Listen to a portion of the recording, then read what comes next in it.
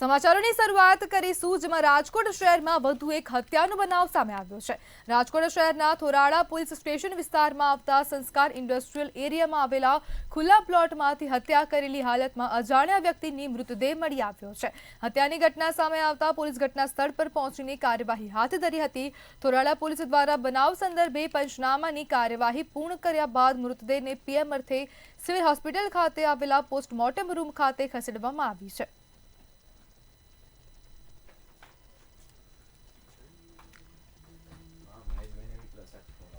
રાજકોટમાં ગુનાખોરીનો ગ્રાફ સતત વધતો જઈ રહ્યો છે તેમ ફરી એકવાર હત્યાની ચકચારી ઘટના સામે આવી છે।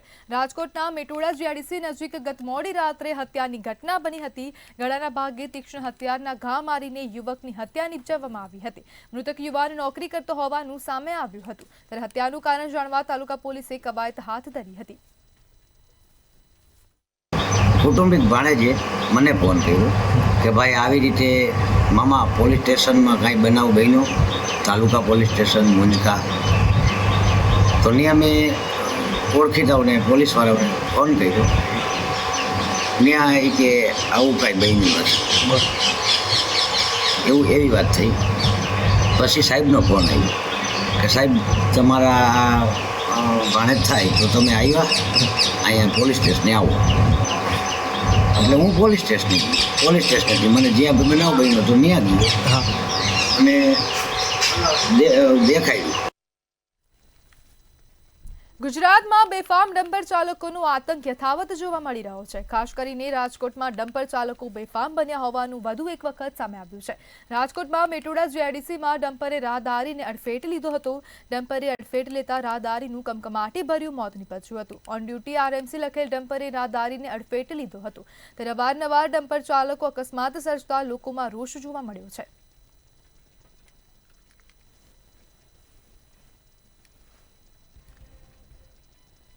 મૂળ રાજકોટની અને હાલ મુંબઈ ખાતે રહેતી ડિજિટલ ક્રિએટર ક્રિસ્ટીના પટેલ દ્વારા પોતાના ફેસબુક પર એક વિડીયો અપલોડ કરવામાં આવ્યો છે। જે વિડીયોમાં પોતાના કાકા તેમજ તેમના દીકરા સહિતના વ્યક્તિઓ પોતાની માતાને ધમકાવી રહ્યા હોય તેમજ અણછાજતું વર્તન કરી રહ્યા હોય તે પ્રકારના સીસીટીવી પણ જાહેર કર્યા છે। તો સાથોસાથ ક્રિસ્ટીના પટેલ દ્વારા રાજકોટ શહેર પોલીસ પર આક્ષેપ પણ કરવામાં આવી રહ્યા છે કે તેના કાકા ભારતીય જનતા પાર્ટીના આગેવાન હોવાના કારણે પોલીસ દ્વારા તેમની ફરિયાદ લેવામાં આવી રહી નથી। પોલીસ કમિશનરને તે સંદર્ભે અરજી કર્યા બાદ પણ આજ દિવસ સુધી ફરિયાદ નોંધવામાં આવી રહી નથી। ત્યારે સમગ્ર મામલે ક્રિસ્ટીના અમૃતિયા કૌટુંબિક ભાઈ આનંદ અમૃતિયા તેમજ કૌટુંબિક કાકા દિનેશ અમૃતિયાનું નિવેદન સામે આવ્યું છે। મીડિયા સાથેની વાતચીતમાં તેમણે લગાવવામાં આવેલા તમામ આક્ષેપો પાયાવિહોણા હોવાનું જણાવ્યું છે। કડવા પાટીદાર માતા દીકરીનો ન્યાય માટે પોકાર જોવા મળી રહ્યો છે। 11:30 એને બેલ મારી એટલે મને તો કઈ ખબર નથી એટલે મેં સીધો દરવાજો જ ખોલી દીધો। ખોયલા ભેગો 3 જણા ઊભા હતા, બિપિન અમૃતિયા, આનંદ અમૃતિયા અને એનો ફ્રેન્ડ હતો જગદીશ। હવે ઈ 3 જણા દારૂ પીને આવ્યા હતા એટલે મેં સીધો જ મેં હાથ આમ કર્યો કે ભાઈ તમે અંદર ન આવો। એટલે મને ધક્કો મારીને કે ઘર મારું છે, તું પ્રોપર્ટી અને પાછો તું ને હું પ્રોપર્ટી ખાલી કર અને નીકળ। એટલે મેં કીધું ઈ જ્યારે થાશે ત્યારે કોર્ટમાં બધું થશે, તમે અત્યારે એક કામ કરો, અત્યારે નીકળો, તમે દારૂ પીધેલ છે। એ લોકો ઘરમાં ઘૂસી અને મારી મમ્મીને અહીંયા હાથ પકડીને તમે ધક્કો મારો છો એનો મતલબ શું?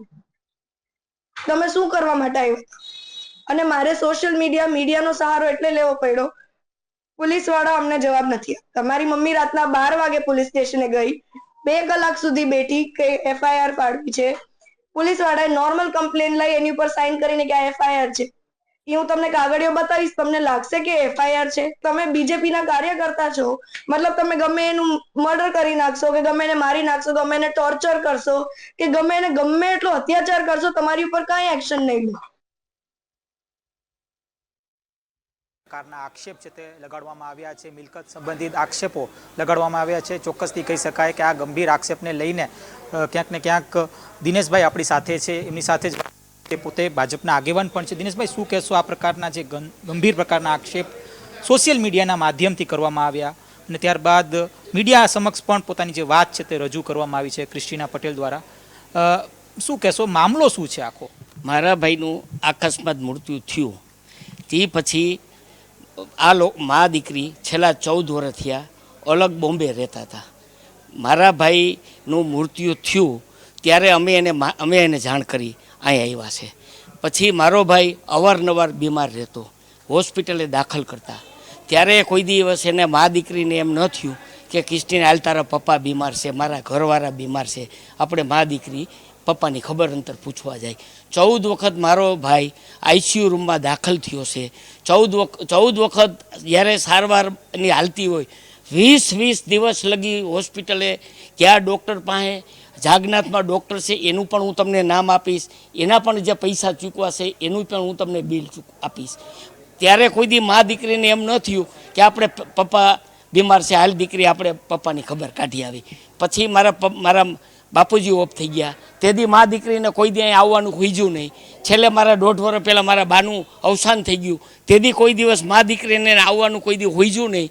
અને આજે માનો કે જ્યારે આવું બનાવ બન્યો ત્યારે એને અહીં આવવાનું ખુઈજ્યું અને પાયાવીનો આક્ષેપ કરે કે રાત્રે મને ધમકી દેવા આવ્યા, મારું ગળું પકડ્યું, એમાં જો મારું ક્યાંય હાજરી હોય તો હું મારું જાહેર જીવન છોડી દઈશ. ત્યારે મારો ભાઈ અને મારો બાબો ગયા હતા, પણ ગયા હતા એટલે એ સૂચિતમાં મકાન છે, એ મકાન આજની 5 દી કે 10 દી પછી મારા બાબા નામનો દસ્તાવેજ બની જવાનો છે. પછી એ મકાન એને કહેવા ગયા કે ભાઈ આ મકાન તમે ખાલી કરી દેજો, આ મકાન તમારા નામનું જો હોય તો તમે રજૂ કરજો. પછી એને નાટક કરી અને ખોટી રીતે પોલીસને બોલાવી. પોલીસ આવ્યા પછી એવી વાત કરે છે કે દારૂ પીને આવ્યા હતા. દારૂ પીને મારો ભાઈ ચા પીતો હોય ને, 40 વર્ષમાં એને ચા પીધો હોય ને તોય હું મારું જાહેર જીવન છોડી દઈશ. ચા પીતો નથી એ માણસને એમ કે દારૂ પીને આવ્યા હતા, કોઈએ દારૂ પીધો નથી. પોલીસ આવી હતી, પોલીસે એમ કીધું કે કાંઈ વાંધો નહીં બેન, તમારી પાસે આધાર પુરાવા હોય તો તમે સવારે રજૂ કરજો. જો એની પાસે આધાર પુરાવા હોય તો એને પોલીસમાં રજૂ કરવા જોઈએ ને. એટલે કોઈ જાતની વાતમાં કોઈ તટસ્થ નથી. વાતે પોલીસને બદનામ કરવી, પોલીસ ફરિયાદ નથી લેતી. ભાઈ કેવી રીતે પોલીસ ફરિયાદ લે? તમારી ફરિયાદમાં તટસ્થ હોય તો પણ ફરિયાદ લે ને. અને હું પણ આજે 40 વર્ષ થયા, મારું જાહેર જીવન છે અને પોલીસ ક્યાંય ખોટી ફરિયાદ લઈ શકે? ખાસ તો સોનાની ક્યાંક વાત થઈ રહી છે, જ્વેલરીની વાત થઈ છે, કે અનેક પ્રોપર્ટી છે છતાંય અમને ભાગ નથી આપતા, આ પ્રકારની વાત તેમના દ્વારા કરવામાં આવી છે. કયું સોનું? અને જો હોનું હોય તો મા દીકરી બોમ્બે વયા જાય. આજે જે કાંઈ ખેલ છે એ તો પૈસાનો છે. આજે એટલું હોનું હોય તો આ મા દીકરી ખાલી એને ખબર હોય ને કે મારા ધણી પાસે 50 લાખ રૂપિયો પડ્યો છે તોય કોઈને છોડે એમ નથી. તોય એન કેન પ્રકારે આવી ખોટી વાતો કરી અને મિલકત લેવાની વાત છે. મિલકત આવી જે કોને પચાવી લીધી હોય મિલકત, કોઈ મારા નામની મિલકત હોય કોઈ પચાવી લે તો એ તો પ્રૂફ રહેવાનું છે ને. કોઈ એની પાસે એવો કોઈ આધાર પુરાવો નથી અને ખોટી જ વાતો કરે કે અમારે અહીંયા મકાને આવ્યા હતા. અમે મકાને ગયા હતા, અમે એમ નથી કહેતા, પણ મકાને ગયા હતા ને કોઈ એમ એક પણ ગેરશબ્દ બોલ્યા છે. અમે એને વાત કરી કે ભાઈ તમારી પાસે પુરાવો હોય તો પોલીસને એને ફોન કર્યો. કાંઈ વાંધો પોલીસને બોલાવો. પોલીસ આવી, પોલીસે કીધું કે ભાઈ તમારી પાસે પુરાવો હોય તો તમે લઈને આવજો ને તમે આવજો, સવારે આવજો. એટલે સવારે એ ગયા નહીં, એટલે અમે પાછા ત્યાં ગયા હતા. કારણ કે અમને બીક હોય તો અમે જાય નહીં ને પાછા. એટલે અમે ગયા, પણ એને કોઈ ઘરે આવી છે નહીં. અને પછી આનંદે 3 ફરે મોબાઈલ કર્યા, મોબાઈલ ઉપાડ્યો નહીં. એટલે પછી અમે પાછા આવતા રહ્યા. એનો એક જ ઈરાદો કે આજે એને ખબર હોય કે દિનેશભાઈ આને સંબંધ છે, એટલે એવા વાતો કરે કે એને રાજકીય છે અને પોલીસ ખાતાનો આમાં શું મિલકતનામાં ખોટો પોલીસ ખાતાને એવી ખોટી એવો પોલીસ ખાતાને બદનામ કરાય ન કરાય કાંઈ. એને કાંઈ એની છોકરી છે બોમ્બે છે, તો આવા રોવાના નાટક કરી અને લોકોની સહાનુભૂતિ કે ભાઈ પાટીદારની દીકરી છે. ભાઈ તમે પાટીદારની દીકરી છે તો અમે પાટીદાર જ છે. અને અમારા દિનુભાઈ તો જાહેર જીવનમાં પડેલા છે અને આવી બાબતમાં પડે જ નહીં. આ તો એનકેન પ્રકારે એને કોનું ભાઈ અમારે કોનું હોય તો અમે તો જો આજે 14 વર્ષમાં દિનેશભાઈ એની ઘરે નથી ગયા કે હું એની ઘરે નથી ગયો. કોનું કેની પાસે હોય કોનું અમને ખ્યાલ છે કાંઈ? ખોટા આરોપ, ખોટા આક્ષેપ મૂકી અને આજે એને લાગણી હોય તો આજે અસ્થિ ભદ્રાવા દિનેશભાઈનો બાબો હજી અઠવાડિયા પહેલાં ગયો હતો. આટલા ટાઈમથી એને કેમ ન થયું કે આવી કે જે વ્યવહારિક હોય છે જે આજે આમ છે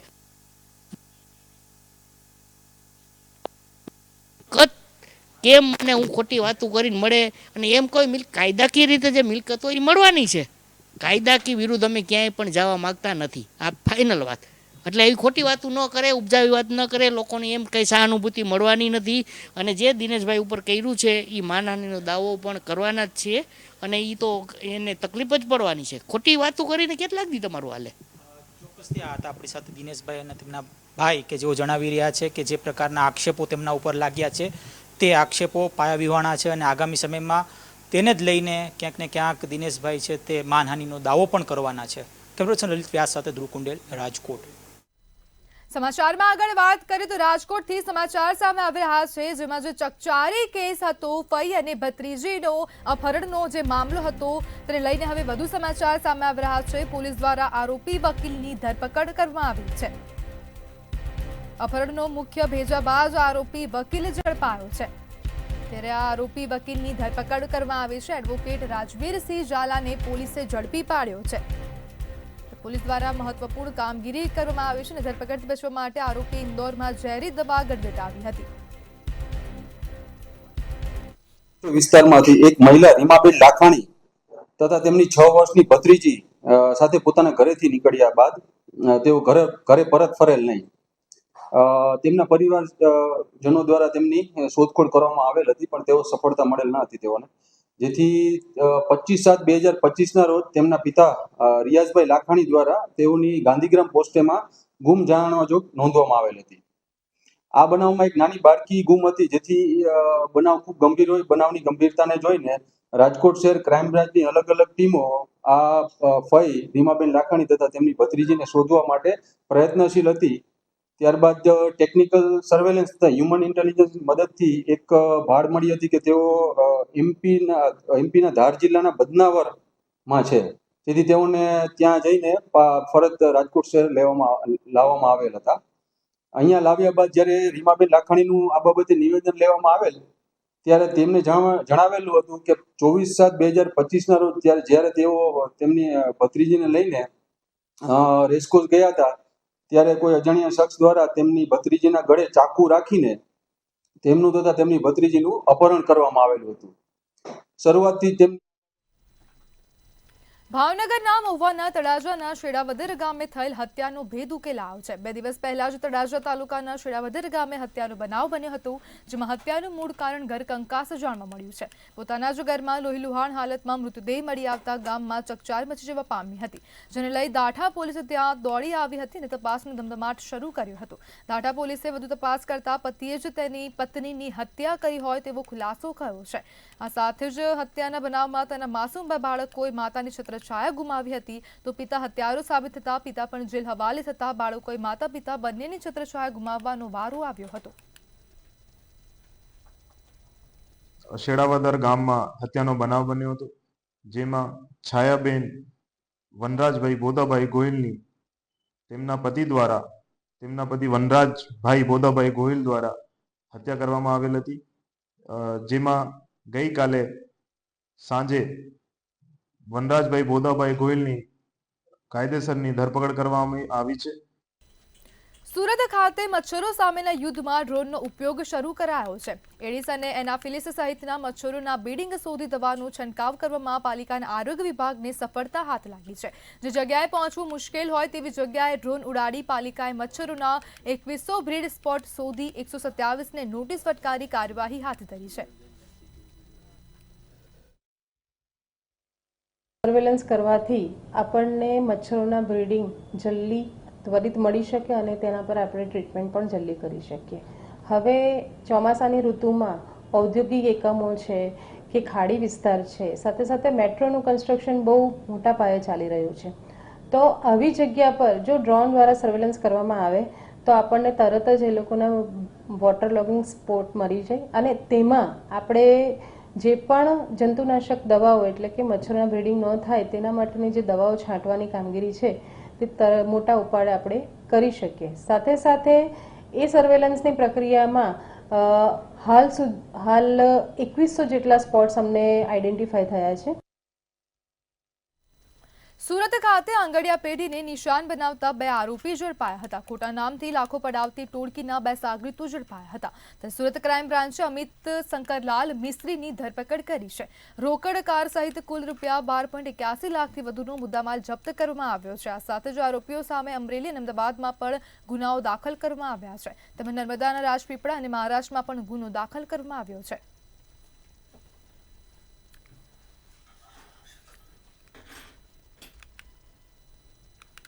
સુરત મનપા દ્વારા દેશમાં સૌપ્રથમ વખત અનોખો પ્રોજેક્ટ શરૂ કરાયો છે। મનપાની સુમન શાળામાં એઆઈ, રોબોટિક્સ અને ડ્રોન ટેકનોલોજીનું સ્માર્ટ શિક્ષણનો પ્રારંભ કરવામાં આવ્યો છે। ટેકનોલોજીનું સ્માર્ટ શિક્ષણનો પ્રારંભ કરીને વિદ્યાર્થીઓને અવકાશી ચમકવાનો અવસર આપ્યો છે।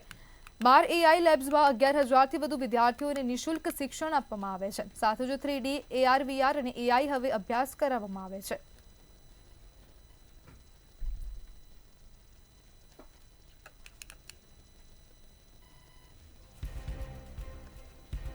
મનપાની સુમન શાળામાં એઆઈ ટેકનોલોજીથી ભણાવવામાં આવશે। તો આ સમાચાર સુરતથી સામે આવ્યા હતા, જેમાં સુરત મનપા દ્વારા પ્રથમ વખત અનોખો પ્રોજેક્ટ શરૂ કરાયો હતો। જ્યારે મનપાની સુમન શાળામાં એઆઈ ટેકનોલોજીથી ભણાવવામાં આવશે। રોબોટિક્સ અને ડ્રોન ટેકનોલોજીનું સ્માર્ટ શિક્ષણનો પ્રારંભ કરવામાં આવ્યો છે। જ્યારે 12 એઆઈ લેબ્સમાં વિદ્યાર્થીઓને નિઃશુલ્ક શિક્ષણ આપવામાં આવશે। ત્યારે મનપાની સુમન શાળામાં એઆઈ ટેકનોલોજીથી ભણાવવામાં આવશે। સૌ પ્રથમ વખત સુરત મનપા દ્વારા અનોખો પ્રોજેક્ટ શરૂ કરાયો છે, જે મનપાની સુમન શાળામાં એઆઈ ટેકનોલોજીથી ભણાવવામાં આવશે। રાજ્ય સરકાર સ્માર્ટ શિક્ષણને પ્રાધાન્ય આપી રહ્યું છે। ટેકનોલોજી અને ઇનોવેશનનો ઉમેરો કરવામાં આવી રહ્યો છે અને તે પણ સરકારી શાળાઓની અંદર નાના ભૂલકાઓને ડ્રોનનો ઉપયોગથી લઈને જે રેસિંગ કાર છે એનો ઉપયોગ, અન્ય જે ડ્રોન જે જોવા મળી રહ્યા છે, આ તમામને લઈને ખૂબ જ સારી એવું શિક્ષણ સુરતની સુમન શાળા ખાતે આપવામાં આવી રહી છે। મંતવ્ય ન્યૂઝની ટીમ પહોંચી છે અત્યારે સુમન શાળા ખાતે। ડ્રોન આ બાળકના હાથમાં જોવા મળી રહ્યો છે। આ નાનો અમથો દેખાતો આ જે વિદ્યાર્થી છે એ આ ડ્રોનનો ઉપયોગ કરતો હોય છે। આ ડ્રોન કઈ રીતે ઉડાવવું, શું કરવું, આ તમામ શિક્ષણ આ વિદ્યાર્થીને આ સુમન શાળાની અંદર આપવામાં આવે છે। વ્યવહારિક છે કે આ નાના બાળકોને સ્માર્ટ સુરત તરીકે પણ વિકસાવવામાં આવી રહ્યા છે। જે સ્માર્ટ શિક્ષણ છે તેનો ભાગ આ વિદ્યાર્થીઓ બની રહ્યા છે। અલગ અલગ ડેમો જે છે એ અહીં જોવા મળી રહ્યા છે। આ વિદ્યાર્થીઓ દ્વારા અત્યારે આ જે રેસિંગ કાર જોવા મળી રહી છે એનો પણ ડેમો આપવામાં આવી રહ્યો છે। વ્યવહારિક છે કે સુરત મહાનગરપાલિકા દ્વારા દેશનો આ પ્રથમ વખત સુમન શાળા જે છે એનો આ એઆઈ અને ખાસ કરીને રોબોટિક્સ અને ડ્રોન ટેકનોલોજીનો સ્માર્ટ શિક્ષણ આપવામાં આવી રહ્યું છે। આ પાયલોટ પ્રોજેક્ટ શરૂ કરવામાં આવ્યો છે। એઆઈ, રોબોટિક્સ અને ડ્રોન ટેકનોલોજીનો જે આ સ્માર્ટ શિક્ષણ છે આ વિદ્યાર્થીઓને આપવામાં છે। એટલું જ નહીં, દેશની પ્રથમ આ સુરત મહાનગરપાલિકા બની છે। અહીંના જે આચાર્ય છે આપણે એમની જોડે વાત કરીને જાણીએ એમનું શું કહેવું છે। સર, આ પાયલોટ પ્રોજેક્ટ શરૂ કરવામાં આવ્યો છે, કઈ રીતનો આ પ્રોજેક્ટ છે, આ વિદ્યાર્થીઓ એનું શિક્ષણ મેળવી રહ્યા છે? સુરત મહાનગરપાલિકા દ્વારા સંચાલિત સુમન હાઈસ્કૂલ નંબર સુરત મહાનગરપાલિકા દ્વારા સંચાલિત સુમન હાઈસ્કૂલ નંબર 6 ખાતે અને લગભગ 12 જેવી સ્કૂલોમાં આ એઆઈનો પાયલોટ પ્રોજેક્ટ શરૂ કરવામાં આવેલ હતો, જેમાં કમિશનર મેડમના માર્ગદર્શન હેઠળ કે ગરીબ અને મધ્યમ વર્ગના બાળકોને આ પાયલોટ પ્રોજેક્ટ દ્વારા એઆઈનું શિક્ષણ મળે, આ બાળકોને આગળ જઈને એના ભવિષ્યની ચિંતા ઊભી કરીને કમિશનર મેડમ દ્વારા જે પ્રોજેક્ટ તૈયાર કરવામાં આવ્યું અને 12 સ્કૂલોમાં આજે આ એઆઈનું શિક્ષણ આપવામાં આવે છે। દરેક બાળકના આ પીરિયડ ગોઠવીને એમાં બાળકોને ડ્રોન કેવી રીતે ચલાવવું, એઆઈ રોબોટિક્સ હોય, 3D પ્રિન્ટર હોય, તેમ રેસિંગ કાર હોય, આવા અલગ અલગ પ્રકારનું સમગ્ર વિદ્યાર્થીઓને આ જ્ઞાન આપવામાં આવે છે। સુરત મહાનગરપાલિકા દેશની આવી પહેલી મહાનગરપાલિકા છે જે પ્રથમ વખત ધોરણ 9 થી 12નું શિક્ષણ આપવા માટે અગ્રેસર છે અને એની સાથે સાથે અભ્યાસના સાથે સાથે આ પાયલોટ પ્રોજેક્ટ દ્વારા એઆઈનું શિક્ષણ વિદ્યાર્થીઓને આ મહાનગરપાલિકા દ્વારા આપવામાં આવે છે। વિદ્યાર્થી હોય કે વાલીઓ દ્વારા અમને બહુ બધું પ્રાઉડ ફીલ થાય છે કે જ્યારે વિદ્યાર્થી આ શિક્ષણ મેળવે છે। ગયા સમય દરમિયાન અમારી સ્કૂલ ખાતે જ સુમન હાઈસ્કૂલ નંબર 6 વિજયનગર ઉધના ખાતે દિલ્હીના શિક્ષા પ્રધાન એ પણ મુલાકાત કરી ગયા અને એમને પણ બહુ આનંદિત થયા, પ્રભાવિત થયા અને એમને બી કીધું કે અમે પણ દિલ્હીની સ્કૂલોમાં આવા એઆઈ દ્વારા જે પ્રોજેક્ટ ઊભા કરવામાં આવેલ છે એ અમે અમારી સ્કૂલોમાં આ પ્રોજેક્ટ ઊભા કરશો। મુખ્યમંત્રી દ્વારા પણ આ વિદ્યાર્થીઓને બહુ પ્રશંસા કરવામાં આવી, પોતે એમને મુલાકાત લઈને વિદ્યાર્થી દ્વારા એનું પ્રશંસા કરી સાહેબે। એટલે ખાસ કરીને જે ડ્રોનનો ડેમો અત્યારે જોવા મળી રહ્યો છે, આ વિદ્યાર્થી આ ડ્રોનનો ડેમો આપી રહ્યો છે, તો સાથે જ જે આ રેસિંગ કાર દેખાઈ રહી છે આ રેસિંગ કારને આ વિદ્યાર્થીઓ ઓપરેટ કરી રહ્યા છે। બેટા ડેમો આપજો જરાક, આ કાર ઓપરેટ કરજો, આ શું છે, કઈ રીતના થાય છે? मैम ये एक रेसिंग कार है जो इंडस्ट्री लेवल में उसका उपयोग किया जाता है। हॉस्पिटल्स में मरीज़ों को दवाई देने के लिए और उनकी मदद करने के लिए इसका उपयोग किया जाता है। वैसे होटल्स में as a waiter as a waiter करके इस कार का उपयोग किया जाता है और इंडस्ट्री लेवल्स में भी इसका उपयोग किया जाता है। उपयोग करते हो, मोबाइल से करते हो, क्या करते हो? जी इसे हम मोबाइल से कंट्रोल करके या ब्लूटूथ, वाईफाई, स्विच और वायर से कंट्रोल करके इसका उपयोग हम कर सकते हैं। ડ્રોનનું આરસી કાર થઈ ગયું, અલગ અલગ કીટો થઈ ગઈ, રોબોટિક્સ થઈ ગયું, સાથે સાથે 3D પેન અને 3D પ્રિન્ટરનું પણ નોલેજ આપે કે ડિઝાઇન હોય છે, આપણા માઇન્ડમાં જે આઈડિયા હોય છે તેને કઈ રીતે બહાર લાવવું. કોઈક આપણે ડિઝાઇન ખુદની બનાવવી છે, કોઈ કાર્ટૂન આપણું બનાવવું છે, ખુદનું ડેવલપ કરવું છે, તો એને ડિઝાઇન કરો. પછી રિયલ લાઈફમાં એ કેવું દેખાશે તેનું એક એક્ઝામ્પલ આપણે લેવું હોય તો એના માટે આપણે 3D પ્રિન્ટરનો યુઝ કરી શકીએ છીએ કે ખુદની ડિઝાઇન બનાવો અને તેને પ્રિન્ટ કરીને આપણે સેમ્પલ તરીકે જોઈ શકીએ. અત્યારે તમે જોઈ શકો છો કે આ છોકરીઓ જે છે તે 3D પેનનો યુઝ કરીને પોતાની કંઈકની ને કંઈક ડિઝાઇન બનાવી રહી છે. એ લોકોને જે મગજમાં જે માઇન્ડમાં આઈડિયા આવે તે ટાઈપમાં તે લોકો કોઈ પણ રીતનો ડિઝાઇન બનાવી શકે છે. એટલે જે ડિઝાઇન અત્યારે જોવા મળી રહી છે, આ જે નાની અમથી વિદ્યાર્થીઓ છે, આ વિદ્યાર્થીઓને મનગમતી જે ડિઝાઇન હોય, આ 3D પેન જોવા મળી રહી છે, તેનાથી આ બને છે. આ જે 3 ડેમો આપવામાં આવ્યા છે, જે વિદ્યાર્થીઓને શિક્ષણ આપવામાં આવી રહ્યું છે, અભ્યાસની સાથે સાથે આ વિદ્યાર્થીઓને સ્માર્ટ શિક્ષણ સાથે સાથે સ્માર્ટ બનાવવામાં આવી રહ્યા છે. વ્યવહારિક છે કે આ નાના નાના વિદ્યાર્થીઓ ક્યાંક ડ્રોન ઉડાવી રહ્યા છે, તો ક્યાંક રેસિંગ કાર કરી રહ્યા છે, તો ક્યાંક જે પેન છે એનાથી પોતાની મનગમતી ડિઝાઇન બનાવે છે. સુમન શાળા માત્ર સુમન શાળા નથી રહી, સ્માર્ટ શાળા હવે થઈ ગઈ છે. એનો નમૂનો અહીં સુરત ખાતે જોવા મળી રહ્યો છે. કેમેરામેન શોએબ શેખની સાથે રાબિયા સાલે, મંતવ્ય ન્યૂઝ, સુરત. સુરેન્દ્રનગરના આંબાડી સુંદરી ભવાની સુધીના રોડ રસ્તાનું ખાતમુહૂર્ત કરવામાં આવ્યું હતું. 9 કરોડના ખર્ચે રોડ રસ્તાનું નવીનીકરણનું કામ હાથ ધરવામાં આવશે. ધાંગધ્રા ધારાસભ્ય પ્રકાશ વરમોરા અને ચોટીલા ધારાસભ્ય શામજી ચૌહાણના હસ્તે ખાતમુહૂર્ત કરાયું હતું. વર્ષો બાદ રોડ રસ્તાઓના નવીનીકરણનું ખાતમુહૂર્ત થતાં લોકોમાં ખુશી જોવા મળી હતી. ચોટીલા વિધાનસભાના ધારાસભ્ય શામજીભાઈ ચૌહાણ સાહેબ હાજર હતા. ત્યારે રોડનું ખાતમુહૂર્ત સાથે ગ્રામજનોની ભલામણ હતી કે એસટી બસ છે, અત્યારે દુધરેજવાળો બ્રિજ બંધ છે અને જે એસટી બસ અહીંયા સરાથી ડાયવર્ટ કરીને ચાલવામાં આવે છે ભુજવાળી, તે બસોને અહીંયા સરા સ્ટોપેજ આપવામાં આવે અને વિદ્યાર્થીઓને તેમજ રાહત વાહનને અવર જવર કરવાવાળા પેસેન્જરોને બંનેને સુવિધા ઉપલબ્ધ થઈ જાય એના માટે ધારાસભ્યશ્રીને લેખિતમાં પણ રજૂઆત કરવામાં આવેલી. સરા આંબરડી અને સુંદરી ભવાની 8 કરોડ 80 લાખના ખર્ચે 3.75 મીટરનો તો 5.5 મીટરનો વાઇડનિંગ સાથે રીસર્ફેસિંગના રોડનું આજે ખાતમુહૂર્ત કર્યું. આ રોડ થવાથી મોરબી સાથેની કનેક્ટિવિટીમાં વધારો થઈ જશે અને આજે માનનીય ધારાસભ્ય શામજીભાઈ ચૌહાણના વરદ હસ્તે આજે ખાતમુહૂર્ત કર્યું અને સૌ જિલ્લા પંચાયત, તાલુકા પંચાયત, સરપંચશ્રીઓ, આગેવાનો બહોળી સંખ્યામાં હાજર રહ્યા.